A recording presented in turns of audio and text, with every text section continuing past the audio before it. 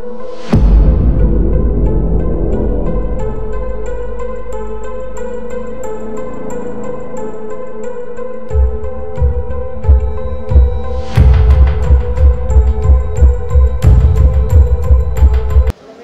జిల్లా సైన్స్ అధికారి మహేశ్వర్ రెడ్డి సార్ గారిని మాట్లాడవలసిందిగా తమ అమూల్యమైన సందేశాన్ని మీకు ఇవ్వవలసిందిగా వేదికపై విద్యార్థుల్లో సైన్స్ పట్ల అవగాహనను కలిగించాలని ఏర్పాటు చేసినటువంటి విద్యా వైజ్ఞానిక ప్రదర్శన ప్రారంభోత్సవ సమావేశంలో ఈ విద్యా వైజ్ఞానిక ప్రదర్శన అనేది జరపడం అనేది ఒక ఆనవాయితీ. చాలా పాఠశాలల్లో ఫిబ్రవరి 28వ తేదీన జరుగుతూ ఉంటుంది.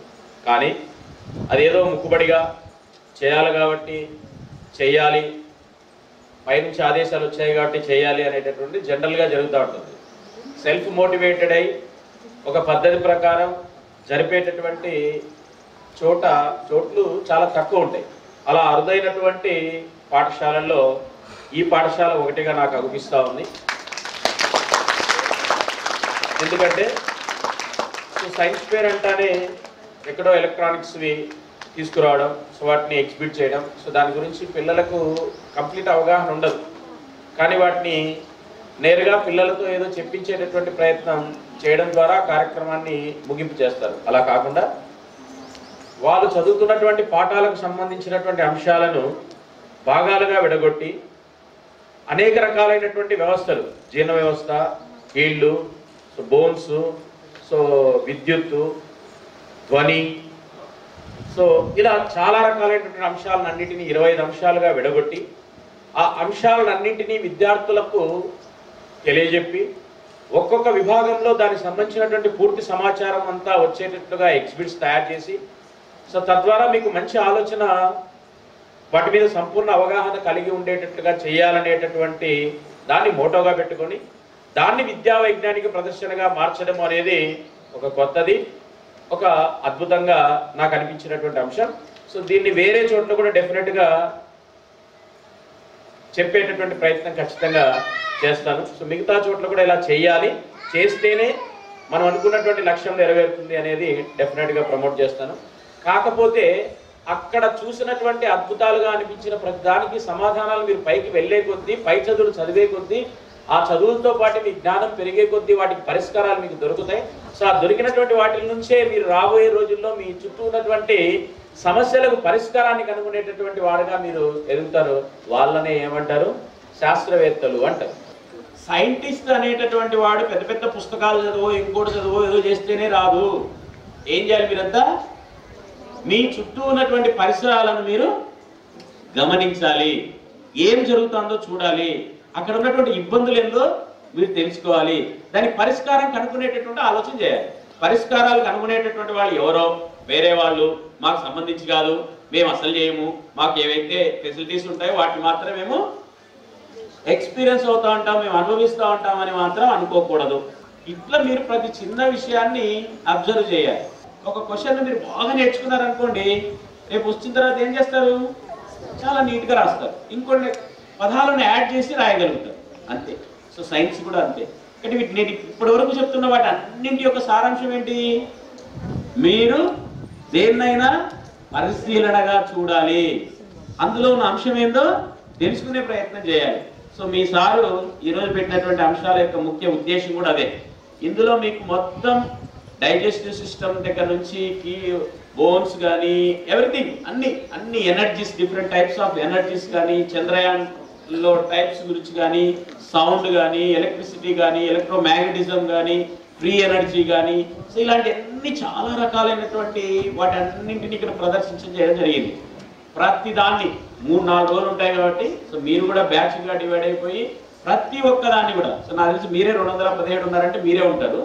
మీరు కూడా మిగతా వాళ్ళందరినీ కూడా గమనించి ప్రతి దాంట్లో నుంచి ఏముంది అని తెలుసుకునేటటువంటి ప్రయత్నం ఖచ్చితంగా చేయండి. సో మీకు పక్కనే బెటాలియన్ స్కూల్ ఉంది, సిద్ధపడ్డ బెటాలియన్ స్కూల్. సో ఈ స్కూలు అమ్మాయి కూడా సో స్టేట్ లెవెల్లో ఒక ఎగ్జిబిట్ని ప్రదర్శించింది, నేషనల్ లెవెల్ కూడా సెలెక్ట్ అయింది అమ్మాయి, నేషనల్ లెవెల్కి వెళ్ళింది. ఓకే, మీ స్టూడెంట్ అంట. Okay, right, congratulations. సో ఆ అమ్మాయి చేసినటువంటి ఎగ్జిబిట్ ఏంటి, రైతులకు ఉపయోగపడే విధంగా మల్టిపుల్ వర్క్స్ అన్నిటిని కూడా చేసే ఒక రోబోని తయారు చేసింది. అంటే ఒక మిషన్ని యూజ్ చేసి, ఒక ఇన్స్ట్రుమెంట్ను యూజ్ చేసి అదే దున్నేటట్లు, విత్తనాలు వేసేటట్లు, సో నెక్స్ట్ స్ప్రింక్లింగ్ అంటే నీళ్లు చల్లేటట్లుగా, సో మందు చల్లడానికి, క్రాప్ కటింగ్ చేయడానికి, ఇలా అన్ని ఒకే డివైస్కి ఉంటే ఎలా ఉంటుంది అంటే ప్రతి దానికి ఒక్కొక్క డివైస్ కాకుండా అన్ని పనులు చేయడానికి ఒకే డివైస్, మల్టిపుల్ డివైస్ రోబోని ఎలా తయారు చేయొచ్చని తయారు చేసింది. సో అది నేషనల్ లెవెల్లో థర్డ్ ప్రైజ్ రావడం జరిగింది. సో స్టేట్ లెవెల్లో సెలెక్ట్ అయింది. సో నేషనల్కి అప్లై చేయాలి. సో అప్లై చేస్తే అక్కడ సెలెక్ట్ అవుతుంది తర్వాత. సో మొత్తానికి స్టేట్ లెవెల్లో థర్డ్ ప్లేస్ కొట్టింది అమ్మాయి. కాబట్టి సైన్స్ ఎగ్జిబిట్స్లో కానీ వీటిల్లో కానీ సో మీరు ఇలాంటివన్నీ తెలుసుకోవాలంటే మీ టీచర్లు చెప్పేదానికి అదనంగా అరవింద్ గుప్తా టాయ్స్ అని ఒక ఛానల్ ఉంటుంది, ఒక వెబ్సైట్ ఉంటుంది. Arvind Gupta toys, Arvind Gupta toys. So ఆయన ఐఐటిఎన్ గుప్తా గారు, సో చాలా పెద్ద ప్రొఫెసర్ ఆయన. సో మన ఇండియాలో చాలా చిన్న చిన్న పరికరాలను ఉపయోగించి పెద్ద పెద్ద అంశాలను ఎలా అర్థం చేసుకోవచ్చు అనేది దాంట్లో ఉంటుంది. సో మీరు అందరూ గమనించండి, రోజుకు ఒక అంశాన్ని చూడండి. కొద్ది రోజుల తర్వాత మీకు అర్థమైంది, ఓహో ఏంటి ఇట్లా కూడా చేయొచ్చా అనేది మీకు తెలుస్తుంది. ప్రతి దానికి ఎక్స్ప్లెనేషన్ ఉంటుంది, ఇది ఎందుకు జరుగుతుంది, ఇది ఎలా ఎందుకు వస్తుంది ఏంటి అనేది. కాబట్టి మీరు దేని చూడాలి, Arvind Gupta toys, Arvind Gupta toys. So దాంట్లో చాలా రకాల అంశాలన్నీ ఉంటాయి. సో ఎనీహో మొత్తానికి ఇలాంటి ఆలోచనలు మీలో కలగాలని, ఇలాంటివి చేయాలని ఇలాంటి కార్యక్రమాలు ఏర్పాటు చేయడం జరిగింది. సో దీనివల్ల నిజంగా ఆయన ఈ ప్రోగ్రామ్ చేయడం ద్వారా మైలేజ్ అంటే మీ పాఠశాల సిబ్బంది దీని నుంచి వాళ్ళకి కావాల్సినటువంటి పేరు ప్రఖ్యాతులు తెచ్చుకోవాలనుకోండి అంటే డెఫినెట్గా ఏం చేసిండే వాళ్ళు తెలుసా, దీన్ని చాలా హడావిడి ప్రోగ్రామ్గా చేసిండేవాళ్ళు. నాకు చాలా నచ్చింది. ఎందుకంటే పేరెంట్స్ ఎవరు లేరు, పేరెంట్స్ అందరినీ పిలుచుకొచ్చి కూర్చోబెట్టి వాళ్ళకి ఏదో చూపించాలని, ఏదో చేస్తున్నామని, అద్భుతాలు చేస్తున్నామని వాళ్ళని ఇంప్రెస్ చేయడానికి చేసే ప్రయత్నం ఇక్కడ ఏం జరగడం లేదు.